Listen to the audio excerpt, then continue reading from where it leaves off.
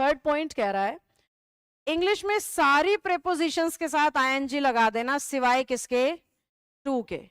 To ऐसी preposition है जो कभी भी आईएनजी के साथ नहीं चलती, हमेशा किसके साथ चलती है, फर्स्ट फॉर्म के। सीखा भी तो है हमने, बेयर इन्फिनेटिव, टू इन्फिनेटिव, तो टू के बाद इन्फिनेटिव यानी टू के बाद हमेशा फर्स्ट फॉर्म।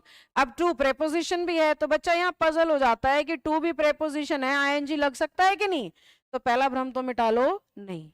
दूसरी बात, हमारा एग्जामिनर फायदा उठाता है रट्टू तोते होने का। जैसे इंग्लिश में कुछ फ्रेजेस हैं बेटा, जैसे ओइंग टू, खूब आता रहता है ये सीजीएल में, अगर प्रीवियस ईयर करने लग गए हो तो देखा होगा आपने। जो अभी लेटेस्ट आपका हुआ था 150 कट ऑफ वाला, उसमें उसने जीरन का ये फ्रेज यूज कर रखा था। सीएचएसएल या एमटीएस के पेपर उठाओगे ना तो ये फ्रेज मिलेगा। लुक फॉरवर्ड टू सबसे ज्यादा मिलेगा, दूसरे नंबर पे मिलेगा एडिक्टेड टू। हालांकि इसमें और भी बहुत सारे आते हैं, manage to, given to, taken to, बहुत सारे आते हैं, वो मैंने बुक में लिखे हुए हैं, वहां से देख लेना। ये चार ऐसे हैं जो एग्जाम में आते रहते हैं। अब बच्चा इसमें पजल क्यों हो रहा है, क्योंकि उसको दिखाई दे रहा है इन फ्रेजेस के लास्ट में टू, और टू देखते ही हमें क्या याद आती है, फर्स्ट फॉर्म, और वो जचती भी है। जैसे मैंने कहा ही लुक्स फॉरवर्ड टू सी मी, वो मुझसे मिलना की प्लान बना रहा है या कुछ ऐसा सेंस इसका आ जाएगा, क्योंकि लुक आईएनजी में यूज नहीं होता तो फर्स्ट फॉर्म में भी कॉन्टिन्यूअस की सेंस देता है।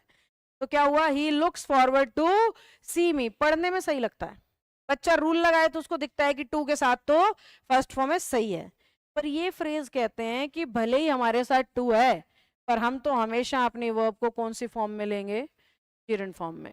100% हमारे साथ जीरंड होना चाहिए। मैंने 99.9 भी नहीं बोला, मैंने सीधा बोला 100%।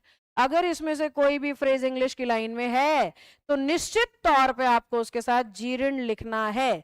इसलिए ये क्वेश्चन बहुत आता है पेपर में, सी और मीट, ये दो वर्ब आपको प्रीवियस ईयर में बहुत ज्यादा मात्रा में दिखाई देंगी। या तो वो सी के साथ एरर बनाता है या मीट के साथ, क्योंकि बच्चे ने दोनों को टू के साथ सुना होता है, जबकि सेंटेंस गलत है।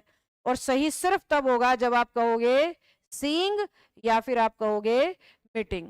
और ये ऐसा हो रहा है किस वजह से, क्योंकि उसने लिखा है लुक फॉरवर्ड टू। अगर यहाँ लुक फॉरवर्ड नहीं होता, अकेला टू होता, तो निश्चित तौर पे यहाँ पे फर्स्ट फॉर्म होती, फिर आईएनजी का इस्तेमाल नहीं होता।